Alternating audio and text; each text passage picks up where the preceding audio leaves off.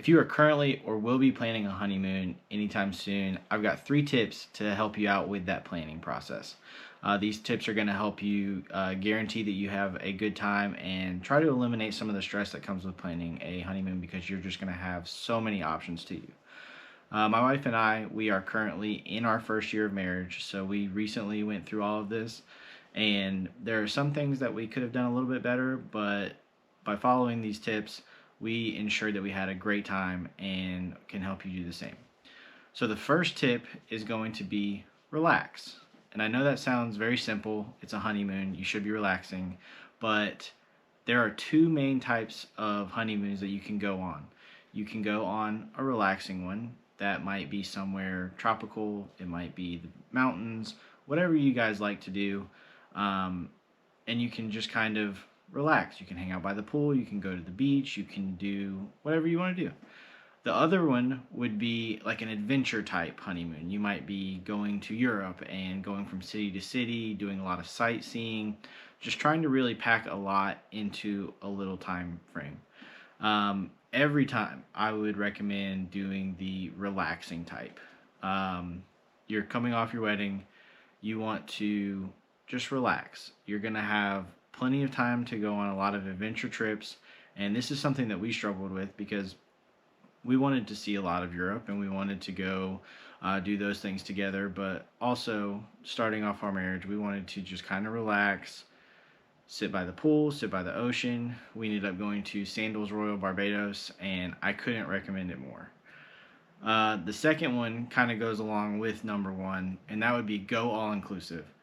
So you just got done planning a wedding, which is very stressful. There's a lot that goes into it. And the last thing that you need to do while you're on your honeymoon is worry about where are good places to eat, what are some good activities to do. With an all-inclusive, the restaurants are going to be on the resort. You're going to have so many activities to choose from. We did a snorkeling activity, and it was probably one of the highlights of the trips.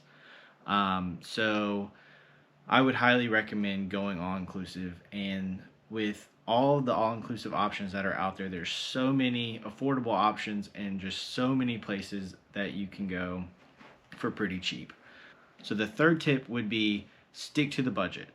And I know that might also sound a little redundant, but it's so easy to get caught up in splurging a little here, splurging a little there. And don't get me wrong, I think you definitely should splurge a little bit on your honeymoon. It's a once-in-a-lifetime opportunity, but it is not worth going into debt for. So stick to the budget and make sure that you can afford what you're doing, and make sure that you're starting your marriage off on the right foot, and adding more debt to your marriage is not the way to go.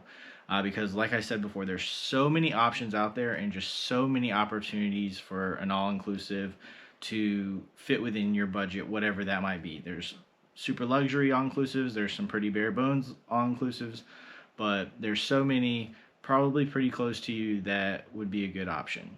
So many people think that honeymoons have to be expensive, and that's just not the case.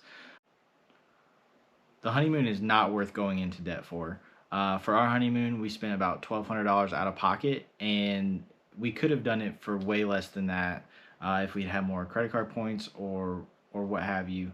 If you want some tips on how to travel for free, check out my previous video here. And if you have any other tips that you think are helpful, put them in the comments below. Make sure to subscribe, and see you guys in the next video.